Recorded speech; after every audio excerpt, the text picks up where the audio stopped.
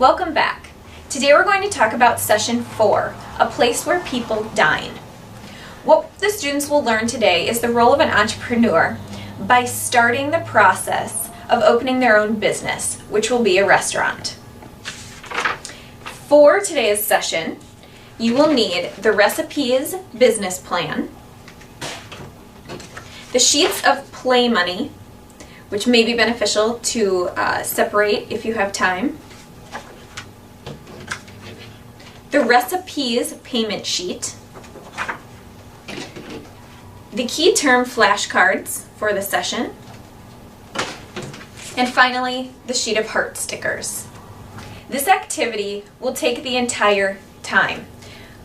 Make sure you emphasize to the students that they need to listen to each step. We're going to have steps 1 through 8, and they will be in groups throughout those steps. So there needs to be minimal talking, so you and the teacher should come up with a signal, the classroom signal, for quiet, because there is a good chance that they will be talking within their groups, and you need to continue to explain steps 1 through 8.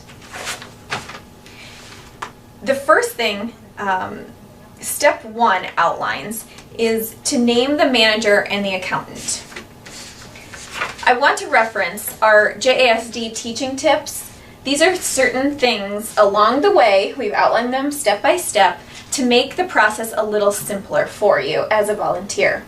To decrease the student favoritism or potential conflict for people within the groups, since there would only be 2 people doing the roles of a manager and an accountant, some people might feel left out.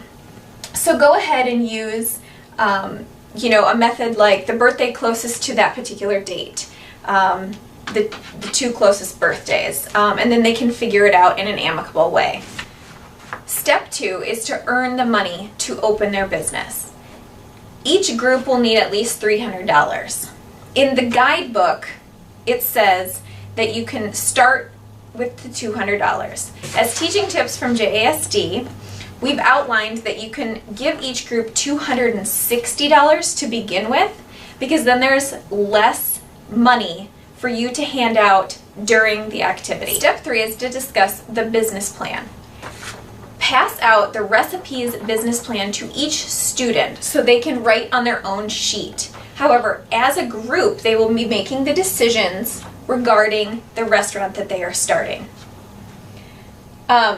In order to distribute the extra money from step 2, you can go around and ask each group questions regarding their restaurant.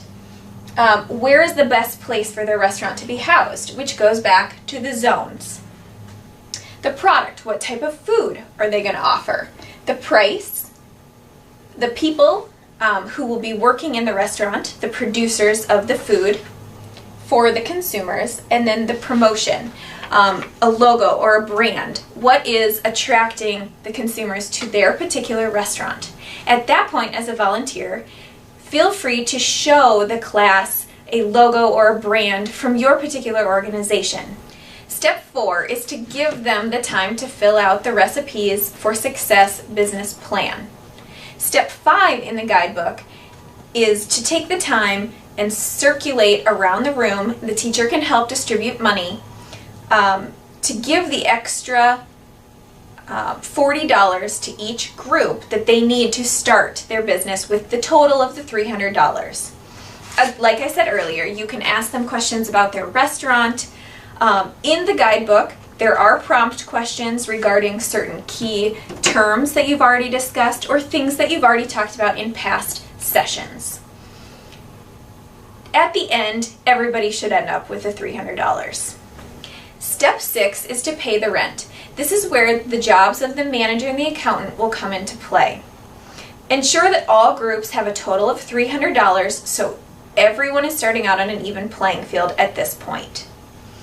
Tell the students that during this particular step, you as the volunteer will be playing the role of the bank. Briefly explain from the recipes payment sheet what a deposit slip is. We just want to clarify that they understand why they would be filling out a deposit slip to bring to the bank. the manager is going to hand $100 of cash that they currently have to the accountant. The accountant will then fill out the circled information for the deposit slip of the $100 rent, and then the cash and the deposit slip will both go to you, the bank. Step 7 is to pay the utility bill. With this, we will be using the check from the recipe payment sheet.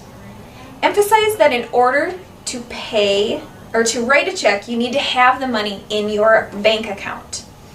So to demonstrate this, make sure that along with the check, you are getting the $40 in cash. So the manager is giving the accountant $40, and then the accountant is filling out the utility check. And for this one, since you played the role of a bank, the teacher can play the role of the utility company. So once the check is filled out with the $40 cash, the student can deliver both items to the teacher, pretending that that money is now at the utility company. In step 8, each group will buy restaurant supplies. At this point, each group should have $160 remaining, which the managers should have. No matter what payment option the students use to buy $100 worth of restaurant supplies to get their company moving along, re-emphasize the fact that along with a credit card or a debit card, you need the $100 in cash to go along with it. It needs to be in their bank account for the debit card, or it needs to be paid at the end of the month with the credit card.